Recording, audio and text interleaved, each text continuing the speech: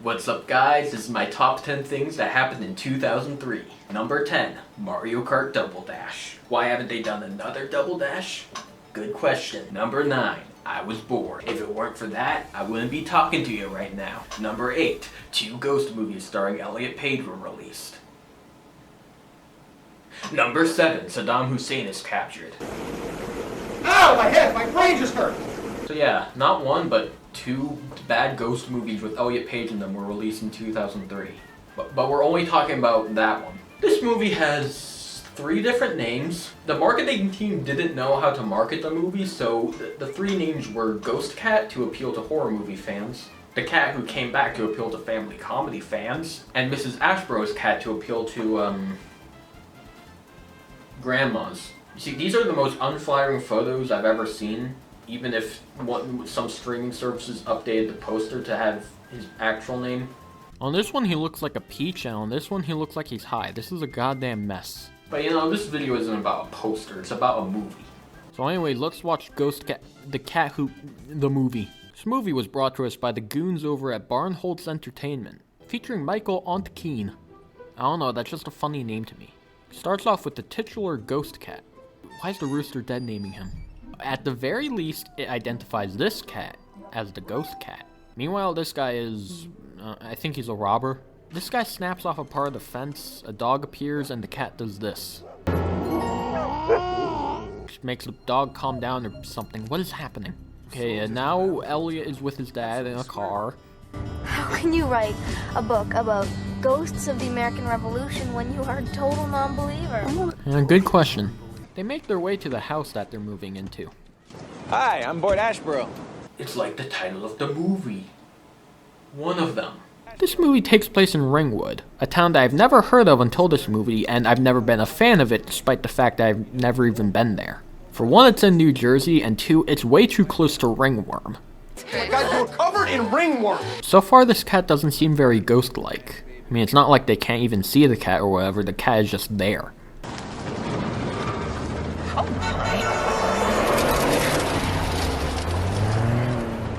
Oh look, my brother is in this movie. He once got into 4 car accidents in 1 year. So this is Mrs. Ashborough, huh? This movie is defying all odds. For one, if this was any other movie, Mrs. Ashborough would be dead. You know, for a movie about a ghost cat, there's an awful lot of dogs in this movie. They're at an animal shelter now, and they're talking about taxes or something. These dogs don't care, so I don't either. My aunt's lived here her whole life. Such a beautiful creature.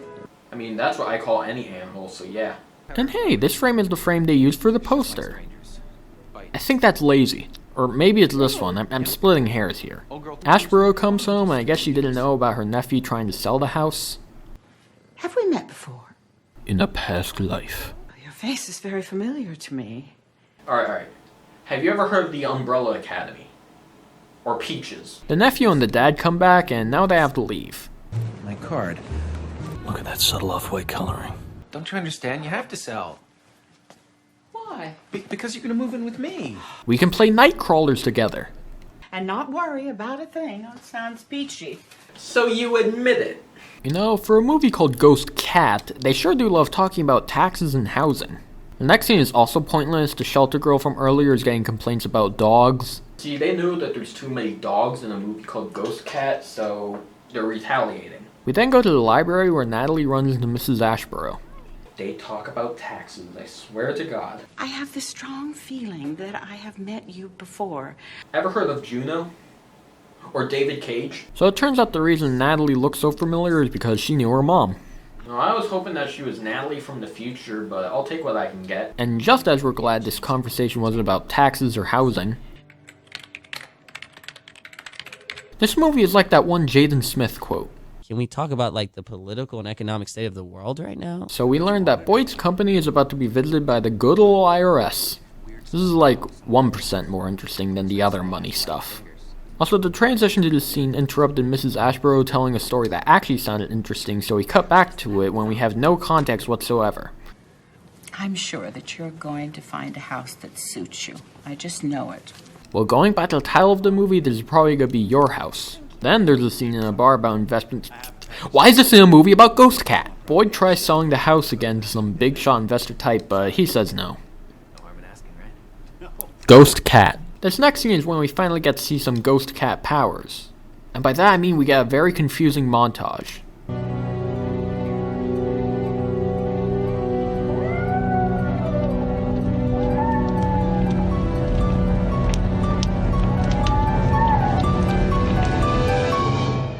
Soft 4 transition. Another dream. I was chasing Margaret. Mrs. Ashborough's cat. Honey, Miss Ashborough never had a cat, you're crazy. We get yet another driving scene. I'd like to imagine that they just threw these two in a car and put a camera between them to film all these scenes. They'll visit. We'll email. Clearly this is foreshadowing for the other Elliot Page ghost movie. I couldn't even find it, not even on... All of a sudden... It's Margaret! You almost hit Margaret! What are you talking about? There's nothing there. We then learn that Mrs. Ashborough fucking died, and the cat also died. So now it's a ghost cat? After heading inside the house... I'll be the first to admit, that made me jump the first time I watched this. The book keeps falling, and when Natalie picks it up, it's...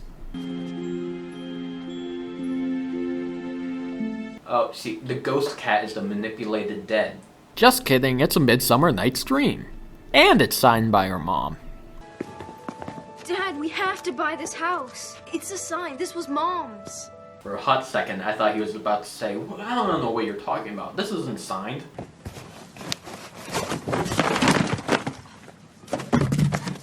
Did Neil Breen direct this?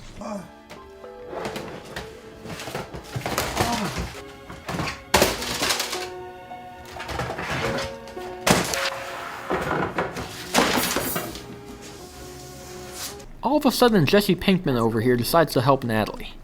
This is Pearson, played by Mark Rendall. The most notable thing about this movie is that Mark and Elliot would make an EP years later. The cat that used to live here, Margaret, they were buddies. Oh really? Then where's their EP? We then get to meet Kurt, Pearson's brother, who looks like someone that was ripped right out of 13 Reasons Why and set back in time to 2003. Or Albert Wesker. This movie has a stacked cast. Tell me, when you watched a movie called Ghost Cat, what were you hoping to see? Because I doubt Boyd at the credit union is the answer to that question. So he goes through the papers, doesn't bother reading them.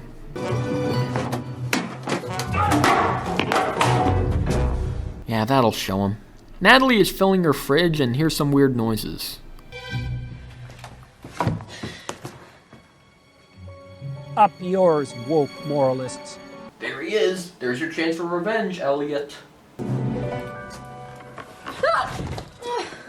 Oh god, it's one of his enforcers. No matter what scene it is, Boyd gives me the weirdest vibes. I think I lost a cufflink the other day. Yeah, whatever you say, Buck. He probably misses his aunt. Needed an excuse to come back. It gave me the creeps. Suddenly they hear a meow. I guess the dad can't see the cat, but he sure can hear it. Cat blindness. My buddy John has it. You know, for a movie called Ghost Cat, we get back to bootleg Michael Keaton, who's talking even more about stocks. The scene just happens, and then we get back to our main location. Man, that piano sucks at playing itself. Also, I gotta ask, how can the cat play the piano? Or is it a ghost piano? Should this movie have been called Ghost Piano? Okay, so the piano and cat are in cahoots with each other. Mom? No, you idiot, that was the cat. The scene then abruptly cuts to the next day where Natalie and Pearson take comfort for a walk. So where'd you move from? New York. Manhattan. A fucking yank. Also, she seems completely fine after what happened last night. I lost my mom too. I'm so sorry. Is he Canadian?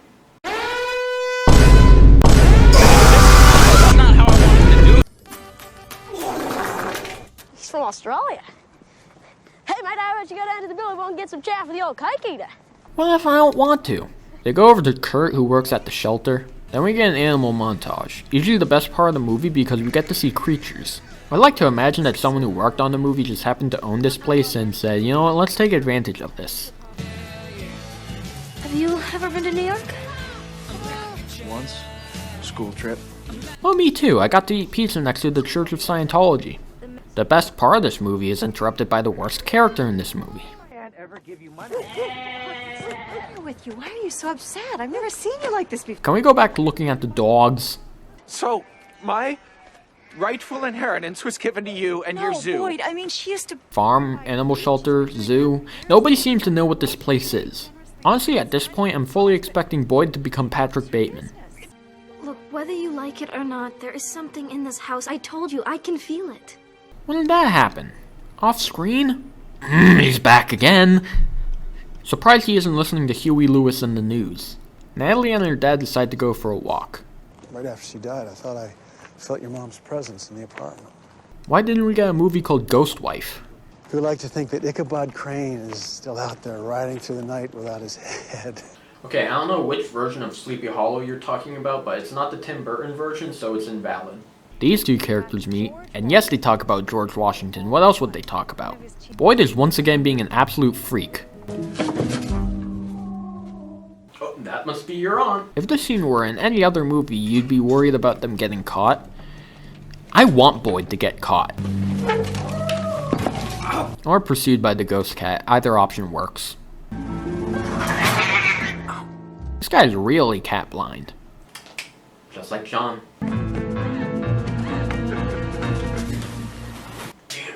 We go to the bar and Jesus, he even has Bateman's hairstyle. Considering the premise of the movie, I'm fully expecting a repeat of this incident. So Natalie thinks that her mom is the one haunting the house. Excuse me? It's called Ghost Cat, not Ghost Mom. It was hard to think at all. Next thing you know, POV, you are Ghost Cat. The creature has entered our realm. Stay. The creature has exited our realm. Next day, Pearson comes over and tells Natalie he saw a cat in the window. Okay, so the adults have cat blindness, but you know, not the kids. She tells the older brother about it. Come on, don't look at me like that. I'm not crazy. Yeah, she knows the cat swapped those numbers. Crazy people don't know when they're crazy. That's what Jimmy should have said. Don't you believe in ghosts? No. Brenda offers a book to Natalie's dad, and this is when Kurt becomes that archetype. Oh, are we a little possessive of Daddy? Shut up, bro. You delivered that line like you're Minecraft with Gadget. They might need a chaperone. Sure. He's dead. He's fucking dead. Woman gives book. Hooray. Noises and stuff, Don't make fun of me, please. He already did. And I'm guessing this is the frame that inspired the other poster.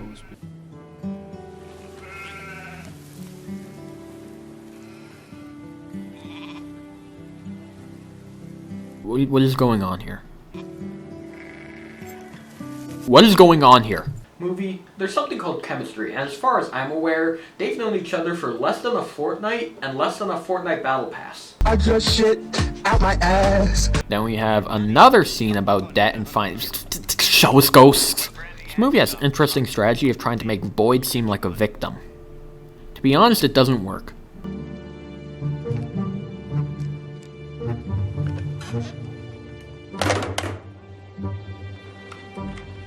Good movie. Pearson says that they should do a seance and casually drops the fact that he owns a Ouija board. It's not gonna happen. Natalie, you witnessed it firsthand. What are you talking about? There has to be a reason Margaret's come back. Ghosts always have a reason. What if Margaret just felt like it? Natalie walks in on our dad working on his book and finds this book on the desk. Based on how she looks at it, I think this book is the true ghost. Dad's having dinner with Brenda and they talk about stuff. I have a headache. We then go to what I assume is the opening of the movie. If any of you mention Quincy Tarantula, then I'm suing you.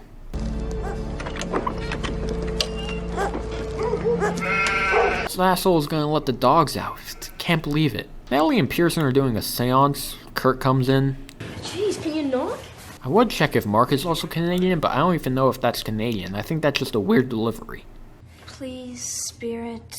No thoughts. Hit empty. We want you to contact us.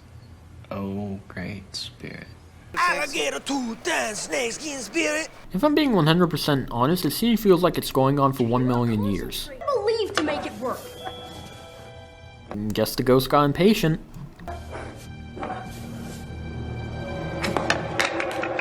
Hey, could you repeat that? You were going a bit too fast there. They follow the piece, and the cat is still doing typical cat things.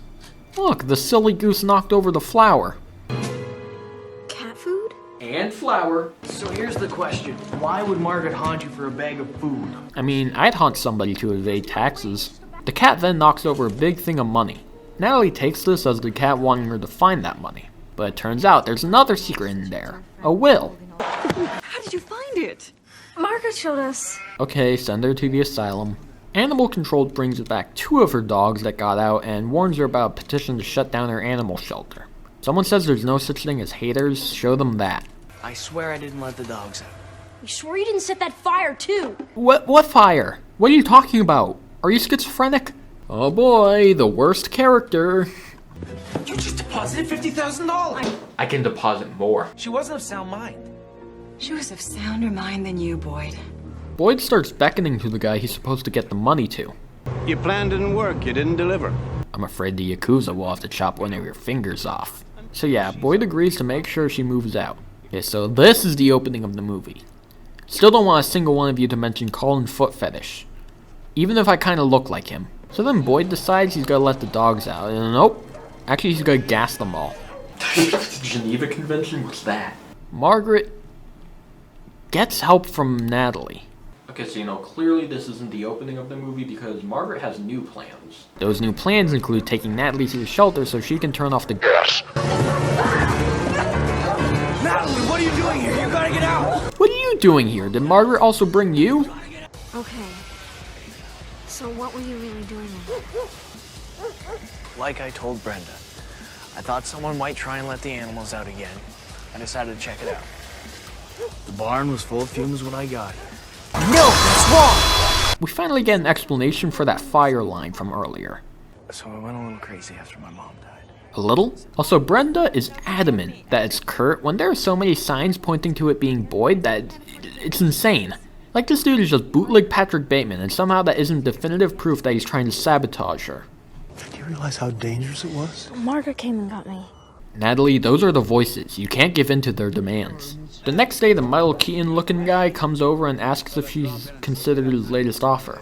She hasn't. Most of this guy's scenes take place in a car. Also, someone says this to Boyd. Apparently they already have a pretty good idea who's been doing a little embezzling on the side. They say he used the money on Steely Dan's sweatpants. When I say this is one of the most baffling romances I've ever seen, I mean it. Anyways, they decide to go to the shelter to watch for who comes in. Don't worry, Margaret is acting as extra backup. It's not like a lie. Okay, well then they pretended. What is a lie, if not pretending? Alright, 7 minutes in heaven. My favorite thing about movies from this era is that they don't know how to make slow motion look good yet. Anyways, Boyd and Michael Keaton are gonna burn the place down. I mean, well, you can't really sell it if it's burned to the ground. Alright, Margaret, what's your plan? Go get Brenda? Okay, that's a good plan. Okay, get the creatures out of there, unless they're fireproof. I gotta ask, where the hell is Pearson? Uh-oh, Natalie got stuck. We have Boyd and Michael Keaton driving away, and he just happens to be driving like my brother. Anyways, the cat hisses at him, and it sends him into a full-on panic. At least being allergic is better than being blind. Kurt gets Natalie free.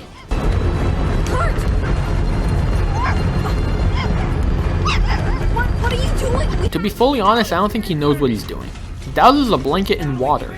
Now, I haven't taken a science class in a while, so, I could be totally wrong.